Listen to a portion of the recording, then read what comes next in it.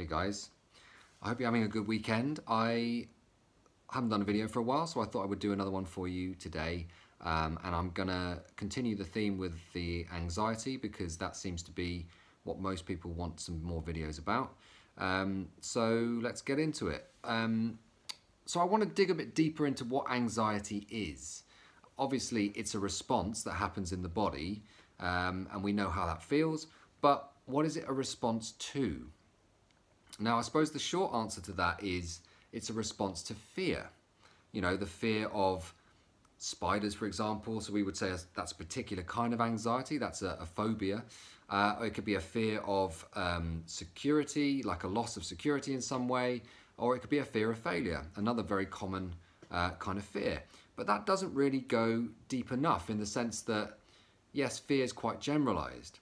So let's get a bit more specific here. What it always comes down is there is a common theme with all of those, and that is that it's a loss of control. That's what we're afraid of. Essentially, everything points back to it's a loss of control. And a loss of control to us as human beings generally means that this is something that it's danger. It's something we should be concerned about.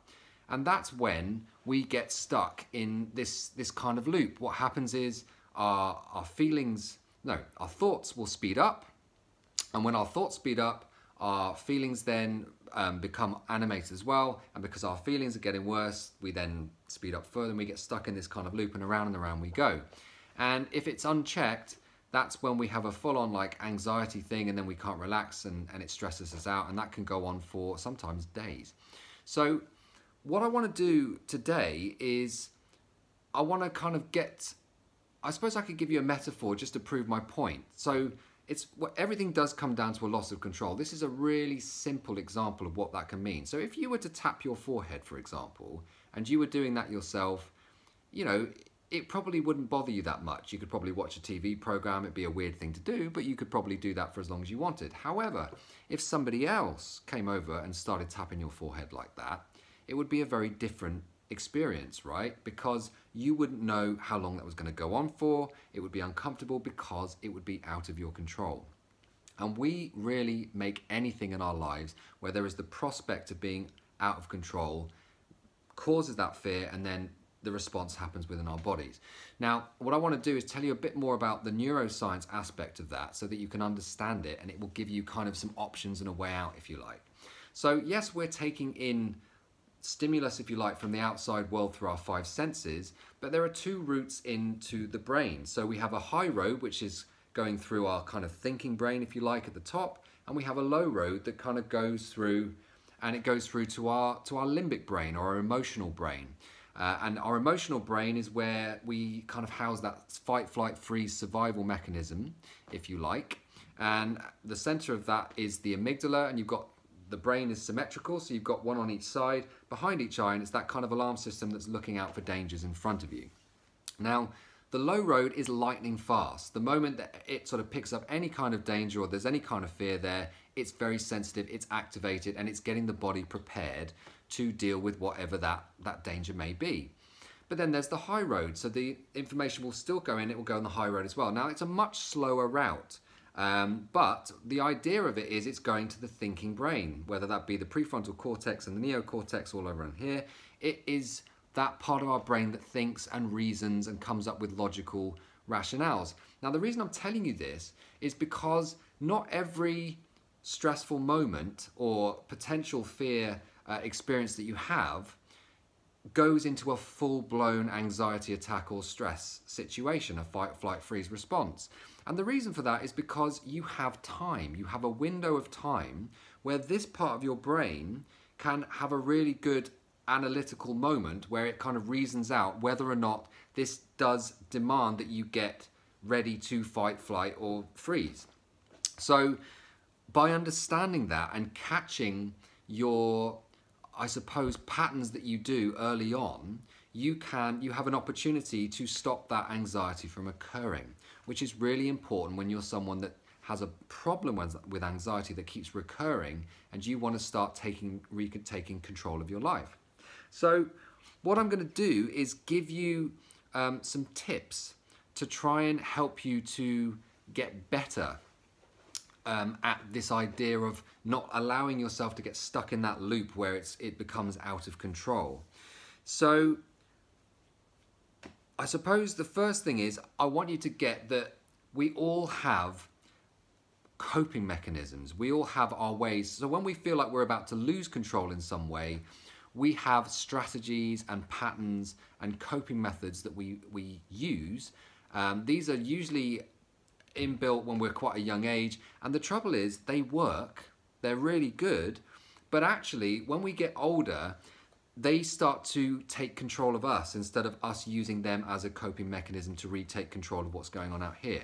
So let me give you some examples of some of those. So for example, you could be someone that in social situations when you're in big groups, that you're someone that actually, when you feel like you can't deal with what's going on, you will actually use your phone. You'll get your phone out, almost like you're using it as a bit of a shield. And it works because it makes you feel more comfortable. The trouble is, to other people, it actually comes across as quite rude. So that coping mechanism in itself is actually causing you a problem because you're getting a bit of a reputation like that you're maybe insensitive or rude in a social environment.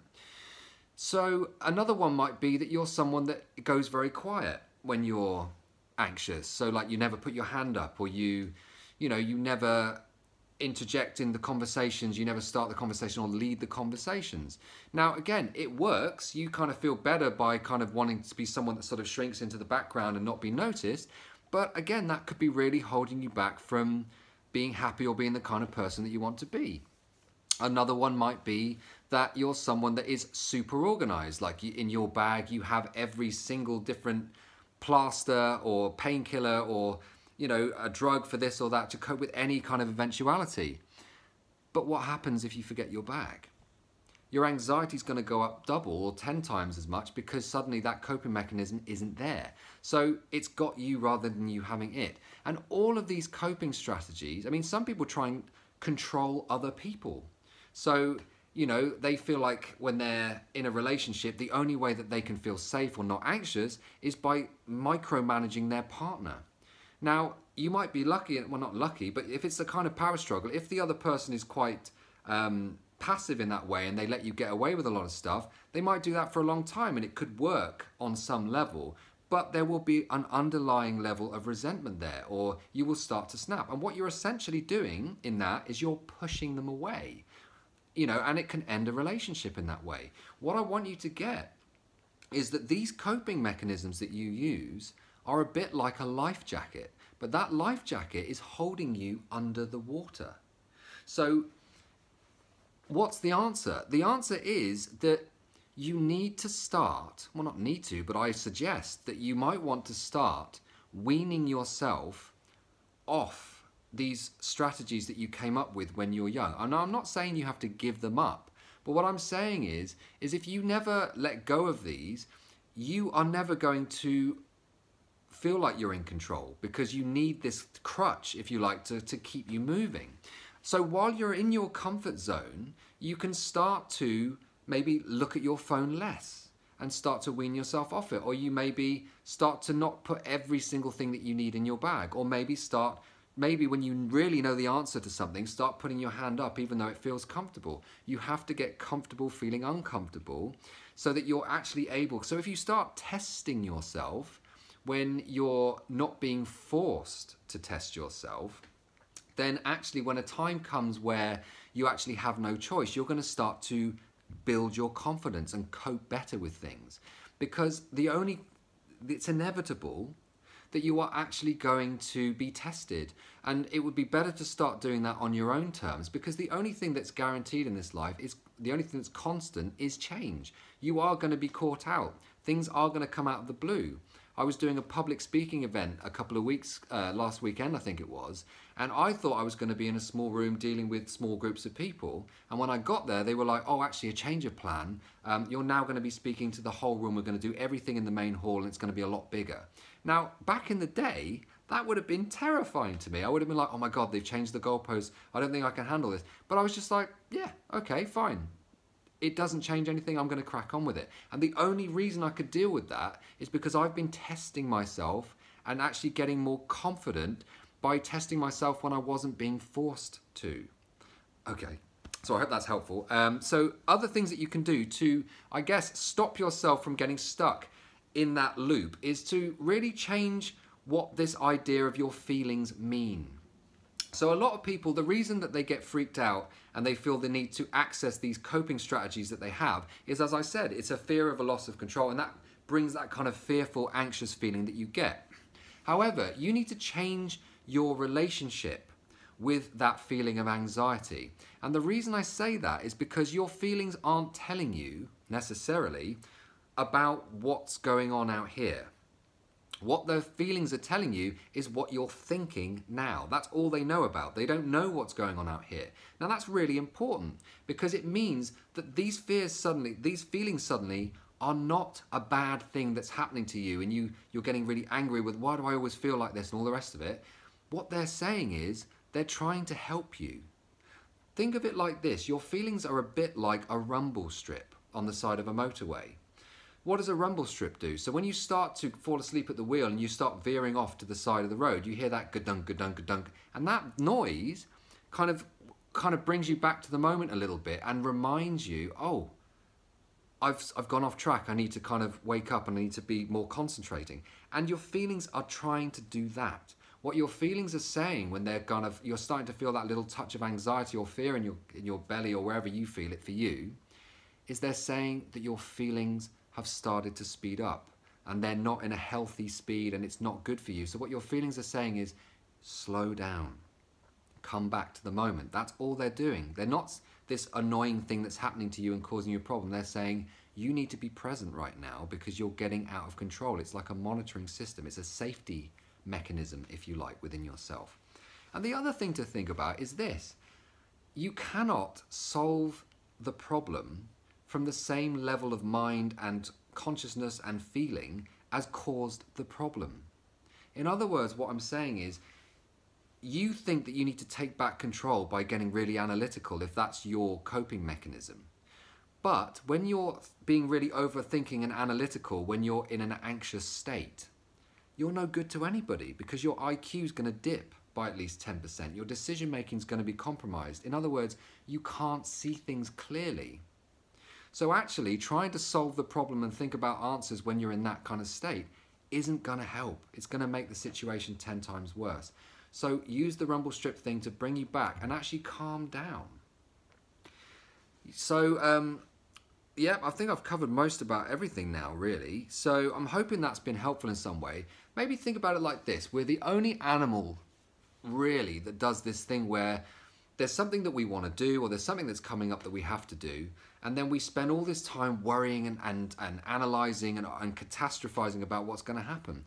For example, a bird wouldn't do this. If a bird was going to say, oh, I want to fly to that branch over there, it wouldn't stop for a minute and go, oh my God, what if a cat comes? What if the branch snaps? What if I don't even make it that far? It just flies to the branch. Now, any one of those things could happen.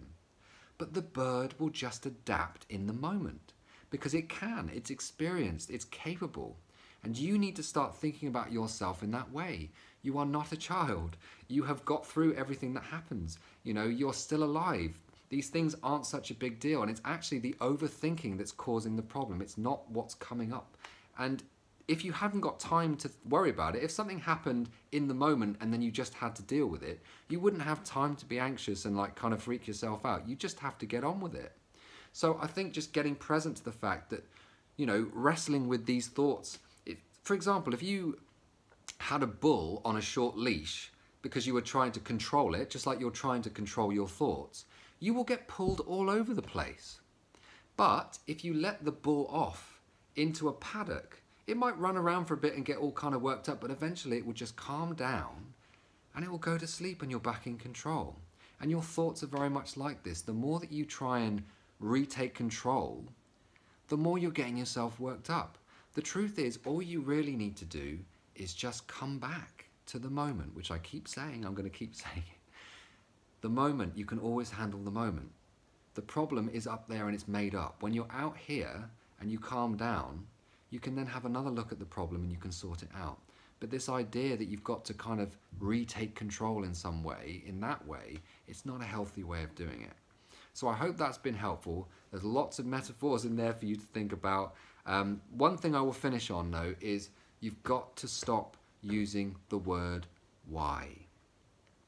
Because the word why is dangerous. And the reason the word why is dangerous is because when you use the word why, you are accessing a part of your brain which is called the interpreter function. The interpreter function, its job is to make meaning out of things. So if you're saying, why do I feel like this? It's gonna churn out all kinds of stuff. You wouldn't start, so if you woke up in the morning and you were really in a good mood, you felt great, you probably wouldn't be saying, oh, why am I feeling like this? You would just be enjoying the moment. So there's nothing different about that and negative emotions. You don't have to have a reason. We're meaning-making machines. We've got to stop trying to make meaning out of anything. You just feel like that right now. But if you get up and you get on with your day and you have interactions with people and you fully engage with what's going on around you, those feelings will shift just as quickly as they came. Because the only thing keeping them in place is you overthinking about it, and then you're getting yourself in that loop. You're speeding this up, which is making this worse. And so you don't need to know why all the time. Some things just are. And actually, if you don't resist it, it won't persist, the resist persist thing. So I'm rambling a bit now, but I hope this video has been helpful for you. Have a great week, and I'll record another video soon. Cheers.